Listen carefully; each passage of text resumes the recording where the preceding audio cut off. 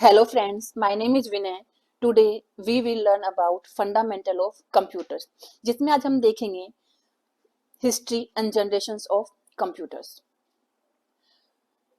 Computer के invention से पहले लोग कैलकुलेशंस के लिए fingers, sticks, stones and bones पे रिलाई करते थे। इन्हीं का यूज करके वो कैलकुलेशंस को परफॉर्म करते थे। इसके बाद में आता है हमारा अर्ली काउंटिंग डिवाइसेस और you can say pre computer era.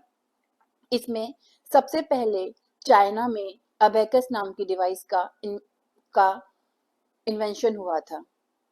ये एक कंप्यूटर कंप्यूटर और you can say computing device थी। इसमें रोड्स और बीट्स का यूज किया गया था। इनका यूज करके हम अर्थमेटिकल ऑपरेशंस जैसे कि एडिशन एंड सब्ट्रैक्शन परफॉर्म कर सकते थे। इसके बाद में नेपियर बोन नाम के एक मैथमेटिशियन ने नेपियर बोन नाम की एक डिवाइस को इन्वेंट किया। इसमें उन्होंने डेसिमल पॉइंट के कॉन्सेप्ट को भी इंट्रोड्यूस किया। इसका यूज करके हम एडिशन सब्ट्रैक्शन के साथ में मल्टीप्लिकेशन एंड डिवीजन भी परफॉर्म कर सकते थे। अब आती है हमारा मैकेनिकल कैलकुलेटर्स। सबसे पहले हमारा मैकेनिकल कैलकुलेटर आता है पास्कलाइन, जिसको फ्रेंच मैथमेटिशियन ब्लेज पास्कल ने डेवलप किया था। इसका यूज करके हम एडिशन एंड सब्ट्रैक्शन परफॉर्म कर सकते हैं।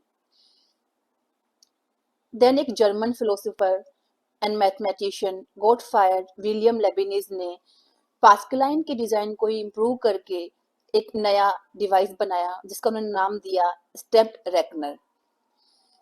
इसमें उन्होंने कुछ ड्रम्स का यूज किया। इसका यूज करके हम एडिशन सब्ट्रैक्शन के साथ में मल्टीप्लिकेशन डिवीजन भी परफॉर्म कर सकते थे। अब आता है डिफरेंस इंजन, जिसको चार्ल्स बेबेज ने इन्वेंट किया था। हालांकि जब तक वो थे तब तक ये डिवाइस प्रॉपरली डेवलप नहीं हुआ था। इसका यूज करके हम पोलिनोमियल फंक्शंस को भी कैलकुलेट कर सकते थे। उसके बाद में चार्ल्स बेबेज ने डिफरेंस इंजन को ही मॉडिफाई करके एक नया कंप्यूटर बनाया जिसको हम बोलते हैं एनालिटिकल इंजन। इसमें उन्होंने पंच कार्ड का यूज किया था।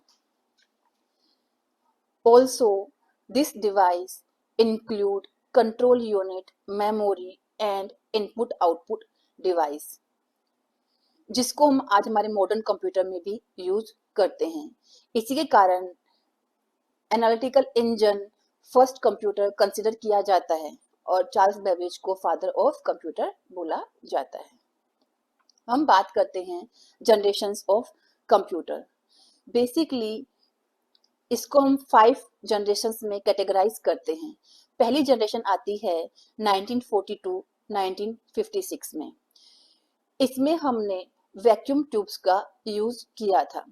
जो वैक्यूम ट्यूब्स होती हैं वो काफी बल्की होती हैं और पावर हंग्री होती हैं। वैक्यूम ट्यूब्स के कारण ये कंप्यूटर्स काफी हीट जनरेट करते थे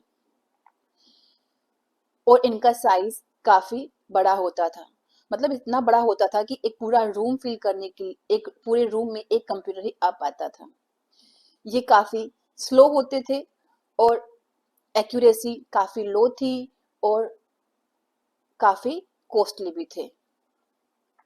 इसमें हमने लो लेवल प्रोग्रामिंग का यूज किया था और फिजिकल पंच कार्ड्स का यूज किया था। फॉर एग्जाम्पल INAC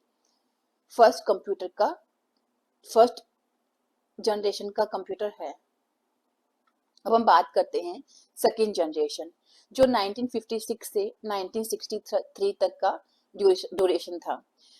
इसमें हमने ट्रांजिस्टर टेक्नोलॉजी का यूज किया था। Transistors as compare to vacuum tube के काफी स्मॉल होते हैं और मोर रिलायबल होते हैं, जिसके कारण कंप्यूटर का size as compare to first generation computer के स्मॉल हो गया और इनकी एक्यूरेसी भी उसके कंपेयर में थोड़ी हाई हो गई। इसमें हमने हाई लेवल प्रोग्रामिंग लैंग्वेज जैसे फोर्ट्रन एंड कोबाल का यूज किया था। For example IBM 7090। Third generation 1964 से 1971 तक रही थी। अब इसमें हमने ट्रांजिस्टर्स की जगह इंटीग्रेटेड सर्किट्स का यूज किया था। बेसिकली जो आईसीज होती हैं वो माइक्रोचिप होती हैं जिसपे मल्टीपल ट्रांजिस्टर एक सिंगल चिप पे ही लगे होते हैं। इसके कारण इसका कंप्यूटर का साइज काफी छोटा हो गया, कॉस्ट भी कम हो गया, इसकी स्पीड काफी अच्छी थी एंड एफिशिएंसी भी ज्यादा थी। थर्ड जनरेशन के अंदर हमने ऑपरेटिंग सिस्टम का भी डेवलपमेंट कर लिया था, जिसके कारण मल्टीपल प्रोग्राम्स हम एक साथ में रन कर सकते थे। अब आती है फोर्थ जनरेशन जो 1971 से प्रेजेंट तक थी।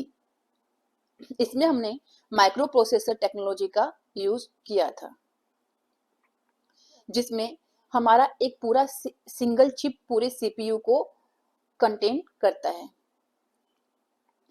ये हमारे पर्सनल कंप्यूटर्स होते हैं जिसका साइज काफी स्मॉल होता है, काफी पावरफुल होता है और एक्यूरेसी काफी हाई होती है। इसके अंदर ग्राफिकल यूजर इंटरफेस का भी डेवलपमेंट हुआ था एंड ऑल्सो इस टाइम हम इंटरनेट का यूज भी करने लग गए थे। For example IBM PC। अब आती है फिफ्थ जनरेशन जो अभी चल रही है, जिसमें हम आर्टिफिशियल इंटेलिजेंस का यूज कर रहे हैं। जो भी आप chat GPT, Gemini, face recognition, ये सब हमारे किसके किसके फीचर्स है? आर्टिफिशियल इंटेलिजेंस के ही फीचर्स है।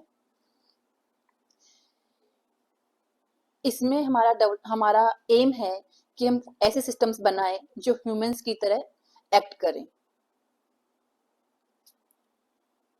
Thank you so much. अगर आपको वीडियो पसंद आया तो प्लीज लाइक कीजिए, सब्सक्राइब कीजिए एंड शेयर कीजिए।